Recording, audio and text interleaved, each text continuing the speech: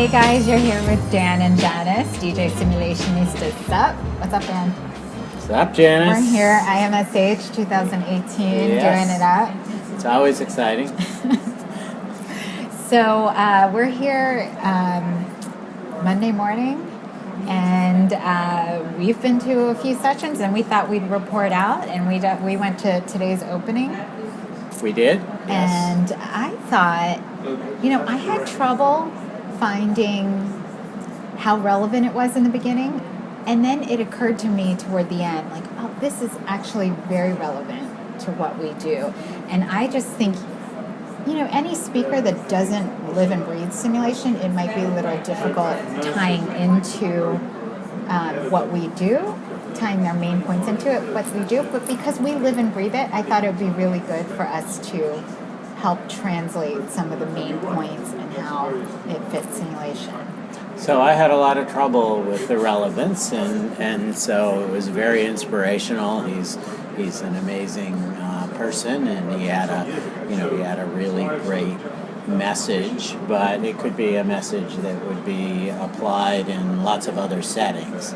And so I'd be really interested to hear how you got relevance from what he was saying. Well, I was so we have a CMS thread where people kind of text in, and Dan throws out this question of relevance, and so we started trying to figure out how it was relevant to simulation, and we got some really great feedback from our group that I would love to summarize if you let me.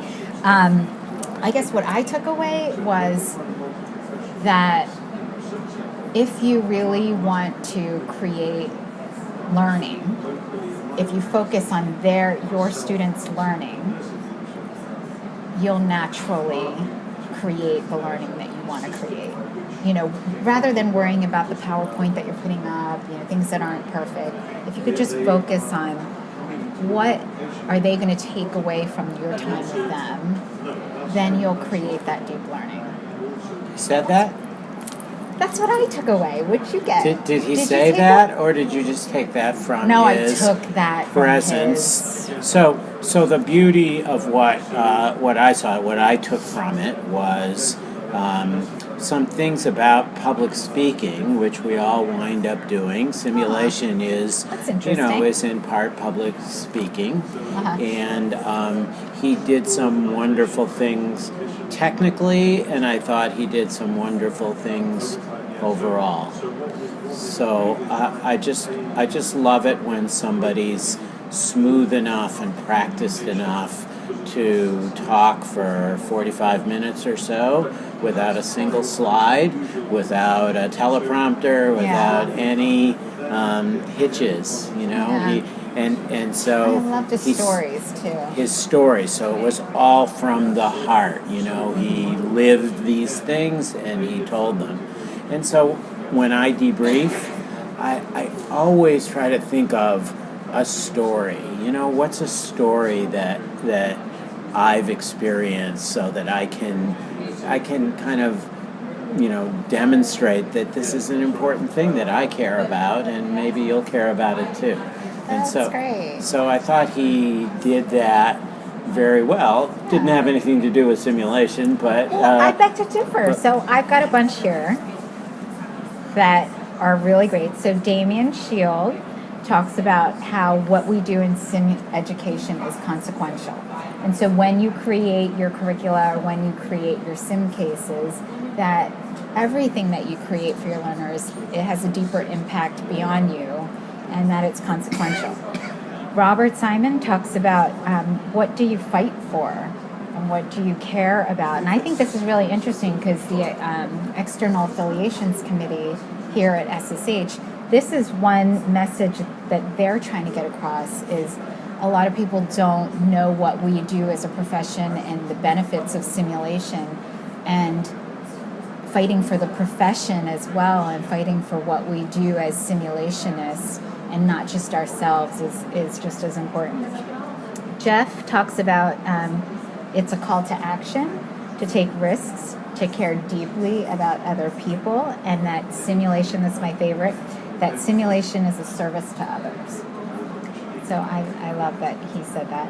Jenny, her her takeaway is that we as educators need to really tap into our learners to help them find their authentic voice and what their mission is and how to carry forward their mission. You're smiling. So the thing that strikes me that's just so interesting is, I know all these people you just spoke of, and I've heard from them many times, and these are the things that they care about. And it's so interesting to me that we all took away. They all heard what they already believed and heard and even proselytize, because I felt like it was a sermon. It was good, general, be kind to others, care about what you're doing, take risks, do the right thing, all sorts of things that are, general things that clergy say, or maybe my psychiatrist. It's kind of, a call to action. So get off your butt and do something constructive. So I guess there's value takeaway in that, but well, that's a great takeaway, because it's almost like people hear what they're passionate about, and and how people decode things is really interesting. So there's one last thing that I think is really a great takeaway, which is from Laura Demajaris. And she says, in order for us to feel secure and safe, we have to make, us as educators, we have to make others feel safe and secure. And I thought that was a beautiful takeaway. Same, Dan? Same. That's Laura.